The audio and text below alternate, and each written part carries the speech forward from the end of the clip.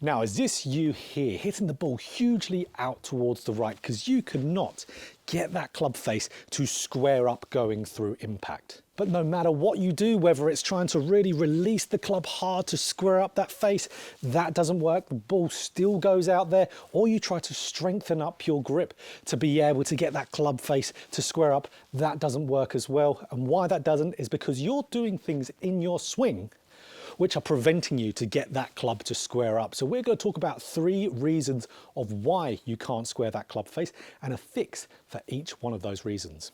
Now, the first reason is right in the takeaway. So you are moving the club back and you are flaring the club face open. So you are rolling and rotating your forearm. So the technical term here is left forearm pronation, to where the underside of your forearm rolling towards the ground. Look at my watch face pointing up towards the sky there.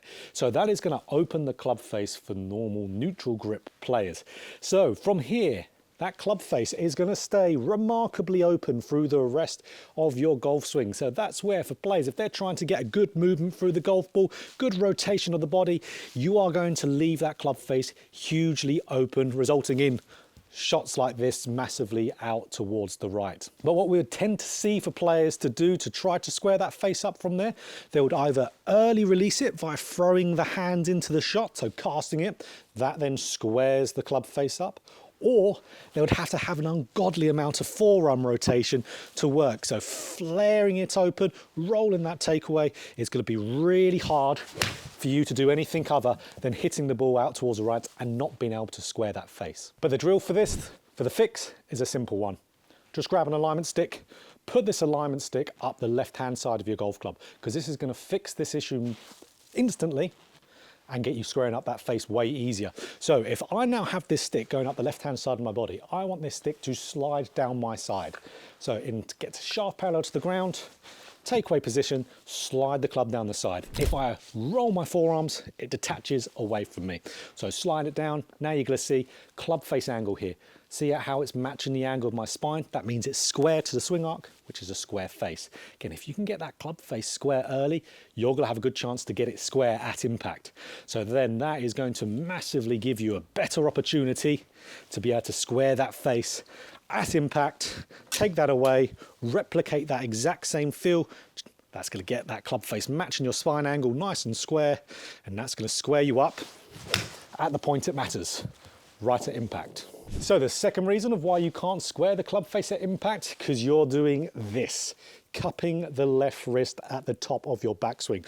Now, the more you cup that left wrist, the more the club face is going to want to open up. So then, just like with the first point here, if that club face remains open, you're going to have a really tough time to be able to square it up. More often than not, you're going to leave that face open and you're going to hit it way towards the right. So again, the same thing happens to be able to try and square it, like with the forearm roll. We'd either see a player throw the club to be able to square the face, or they'll have to really release the hands and arms really hard going through that golf ball. But we'd also see players who have a cupped left wrist generally get quite steep and vertical with the shaft and the downswing, because the more cupped my left wrist angle is, the more steep and vertical that shaft gets, which means I'll be swinging a little bit more out to in, or even, God forbid, early extend to be able to get the club shaft as shallow. So stay tuned for that bit in a minute in this video. So if we want to square this face up and have the easiest time to do it, we need to keep this left wrist nice and flat. That keeps that face angle nice and square, and then we can just keep that left wrist angle flat, and it's going to be squaring at impact every single time. Let's get to a drill. So what I want you to do is get a glove and then get a tee. So ignore the huge hole in the thumb here. I don't wear gloves. This is just a very old one that it splits straight away, which is why I don't wear them. So, okay, but it's great for this drill though. So if you just get this glove again and then grab a tee, put the tee in the front side of the glove, just like so. So I'll just move my watch down. So there we go. So now if I start to cup, the tee then jabs into my left forearm. So this is absolutely brilliant. Feedback. We need feedback to be able to improve. So I want to keep this tee flat on my forearm for that entirety of the backswing and downswing. So if I can do that, keep this tee nice and flat, the club face is going to be staying nice and square. So even in that downswing, keep it nice and flat going through there. That's where for some people, if they really cup it a lot, you're going to have to feel the opposite of jabbing it, which is creating space between the tee and your forearm. So that is called a little bit of bowing or flexion of the left wrist. We don't necessarily have to do that to keep the club face square, but if you feel like you're doing this, then you can guarantee that you're at least going to be a little bit flatter. So feel versus real. So either keep that tee flat on the wrist or create a little bit of space between the tee and your forearm, and that's going to keep that club face nice and square going through impact where it matters. So number 3 here, the third reason of why you can't square that club face going into impact, and this is by far the most common one I see. So for those of you who have stuck around to now, you're going to get the most important one here. I see this literally every day doing lessons over on Skillist. So this is where everything might look absolutely great up to the top, looks good, but then the ball is still going right. The club face is square, the left wrist angle is flat. What on earth is going on? For those players, they often think, okay, I just need to release those hands more. Nope, it's because you are standing up coming into the downswing. So if a player is coming into that golf ball and standing their body up where they're coming out of their posture, spine extends, what do the hands do? The hands get higher. Now, why are the hands getting higher? Why does that affect the club face? Because you're going to see hands getting higher, that opens the club face. As soon as the hands move high, the club face opens. So if I stand my body up, I will not be able to square that club face. It is going to open up and it's going to go hugely out towards the right. This is so common. This is, again, most of the golfers who have this question, why can I not square up that club face at impact? Everything looks great.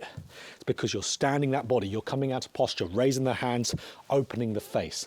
So what we want to do, we want to keep ourselves down in posture as we go through the golf ball. So we want to keep that body flexed down. We don't want to be losing our spine angle, because if we keep that body down as we're going through that golf ball, those hands are going to be staying nicely lower, and then that's going to keep that club face nicely square coming through the golf ball. So you don't have to try and release those hands and arms more like you hear most coaches say. This is something you never hear instructors talk about when it comes to doing this. What will most instructors say to you when you do this is, you just got to square the face more via releasing the hands. Absolutely rubbish. If you have to square the hands and really release it going through there, you've got big problems in your golf swing. That club face should be square to your arc. That's where if you're keeping that posture and staying down on it, hands are going to be lower, club face is going to be squarer. So let's get to a drill to be able to get straight to it. So okay, drill again. Just an alignment stick. Now what I want you to do with this, get this alignment stick and put it underneath your right arm. So you've got half the stick coming out in front of you. Now, as you start to move down the downswing, you're going to want to notice how the stick's going to be touching your left arm. That's good. And then as you move down, if you start to stand up, where's the stick going? It's pointing way in front of me. So what I want to do here is I want to get the stick pointing down towards the ground as I'm turning through. As I get through impact, the stick will start to, or my left arm will start to detach away from the stick. That's normal, but we want the stick, more than anything for us here, is to start pointing more down towards the ground. So as you turn up, get a good backswing turn so the club stays on path on the downswing, but make sure the stick is pointing down towards the ground, not up. It's going to tell us what our upper body's doing. Boom. And then we're going to be able to square it up way easier. So stick underneath the arm is going to fix this issue massively for you. So as you can see there, you have got to get certain areas in your golf swing to be able to keep that club face square. But absolutely, we've mentioned it a little bit in this video, but 2 things here to not do if you're struggling with this. So if you really are struggling with squaring up that club face, number 1, do not strengthen your grip to try and fix it. Again, that's a band-aid fix. That's not going to fix the root cause of the issue. Keep your grip nice and standard if it already is. If you're strengthening it, it's not going to do anything for you other than complicate things hugely. So that's number 1. And number 2, don't do what most instructors tell you about this. Well, a lot of them will tell you to strengthen the grip as well. Stop going to that instructor if that's what they say. Unless you have an extraordinarily weak grip, then absolutely you can go and listen to that. But also, don't try to overly release the hands and arms going through the golf shot. Because if your club face is open through any one of these points, or let's say even standing up, which is technically still opening prior to impact, Again, this might be able to, you might be able to get away with 1 or 2 trying to overly release the hands and arms. But again, it's not really going to help you long term. It's just a band-aid fix. It's going to cover, let's say, over it, and then all of a sudden you're still going to be playing terrible when you go and tee it up for your next round. You might get away with it for 1 round, absolutely, thinking that you've got it, but you haven't. You need to fix the root cause issue, which is going to be one of these 3. So watch out for those. Don't change your grip. Don't try to overly release those forearms like most instructors will tell you to do. Get to the bottom of it. So if you need any more help fixing this issue for your own golf swing, there's a link down in the description for online lessons with me over on Skillist. It's the winter improvement plan at the moment. Really, really good deal for working with golfers throughout the off season to be able to improve your game, to make your best season ever for 2025. So if you enjoyed this video, click that like button. If you want more golf instruction just like this, hit the subscribe button and hit that bell button too to be notified every time I put out a video.